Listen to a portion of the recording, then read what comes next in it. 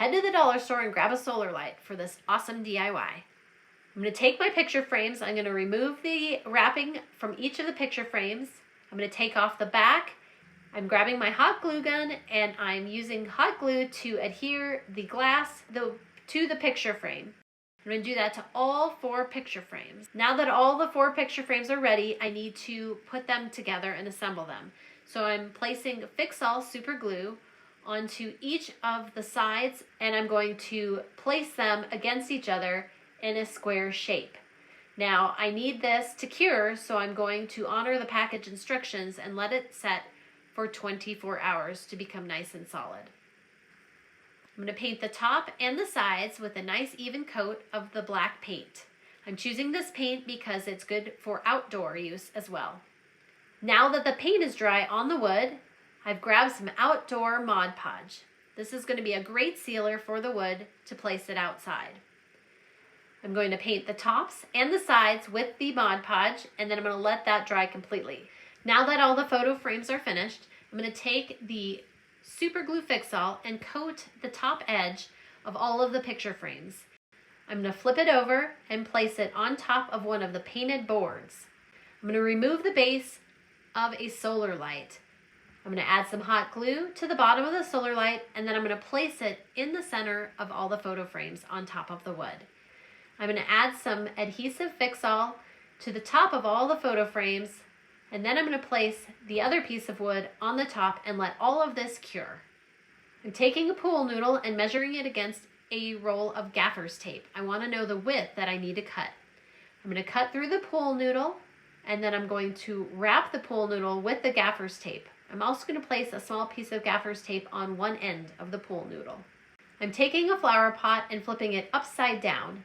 I'm going to place a broom handle into the upside down flower pot. I'm going to place the pool noodle on top of the broom handle. I'm placing the photo frame box with the solar light in it on top of the hot glue, and I'm waiting for that to get nice and firm. Here it is all finished, and I just am thrilled with how it turned out. You can see it by day or at night. This will make a great addition as people walk up to our front door. Hello, my name is Gianna Klein, aka the Archie from Tangy.co, and welcome to Hometalk. Go to your local dollar store and pick up a solar light, pool noodle, broom handle, and 2 wooden signs. We are going to start this craft off by removing any stickers from your pool noodle. After the sticker is removed, bend the pool noodle to straighten it slightly. For the broom pole, you can take off the top or leave it on. The top will just secure it better, but it does leave less space inside. Take the pole and put it into the pool noodle. Leave the screw end pushed out slightly. These wooden signs can be used on either side, so keep in mind what direction you want these to point. Take off any stickers from the signs. Since I don't need this string, I'm going to cut it off. You can also get these blade tools over at your local dollar store. Measure the arrows, get the length for where you would like to put down text, and also make sure to get the width as well for both of them. After you have measurements for both arrows, turn on your vinyl cutter. You could also paint text onto these arrows if you do not have a vinyl cutting machine or don't want to go and put vinyl letters on. After the vinyl is cut, weed it, prep it, and then get it ready for transfer. Remove the transfer tape and make sure the wooden surface is clean before you put down any vinyl. Press the vinyl down and peel the transfer tape on both arrows.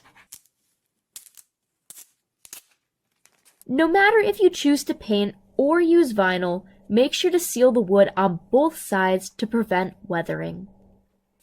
Use black spray paint on the pool noodle. You may have to go over it a few times and definitely make sure to do this outside in a well-ventilated area. Wait for the pool noodle to fully dry and apply glue to the light bottom. Put the light into the top of the pool noodle and make sure it sits well in place. You want to hold it for a couple seconds as well. For a ground light, if you're going to use one, glue a wooden arrow onto the bottom of the light. Hold it, and then tape it in place so it dries and sticks well. After the glue on your pool noodle is dry, take your wooden arrow and loop it backwards. Twist it around clockwise so the text is facing forward. Dig a hole outside and push the broomstick screw end into the ground. You can also actually screw this in place as well too to keep it in place better. Place any other lights that you have around the pole. Step back and look at your work. This light will help to point out this pesky step during both daytime and also nighttime. My wife has a cozy little spot outside that she likes to sit, and I think I can enhance the area. So I headed down to a local Dollar Tree, and the whole goal of this project is everything has to come off the shelves. So I grabbed some rope, some clear bottles, and some cool little lights that are actually have a little light bulb, but they're fairy lights. First thing I want to do is take the hook off the top of the light. We need that for later, so we're just going to set that aside. Next, we're going to take the bulb off. This is something we don't need, but be careful taking it out. We don't want to damage the light. Next, we need to take the actual light mechanism and pop it out. It's real easy to do. Just give it a push and out it comes. Again, be careful with the fairy lights. What we need to do is paint this cover. And I'm going to paint it the same color as the chairs that are outside. Remember, it's always good to give it a little bit of a light coat first. If you need to add a second, go ahead. Now on the bottle, we have a cork here. We can go ahead and just remove that. The clips come out. We don't need that anymore. So let's toss that away. Next, I grabbed off of Amazon a bottle cutter. It's only $20. It's got a little score mechanism on there. So what we're going to do is you put the bottle on the rollers and you go ahead and start turning it. It's going to score the bottle, which is give it a little line. Now, what you want to do is hear this noise. That means you're cutting right through the bottle, but it won't cut all the way through. So what it's going to do is going to show you a little cut line on there, but next, what we have to do is get some water boiling. And then right next to the water, we're going to stick some in cold water, and we need it super cold. This is how we separate the bottom of the bottle.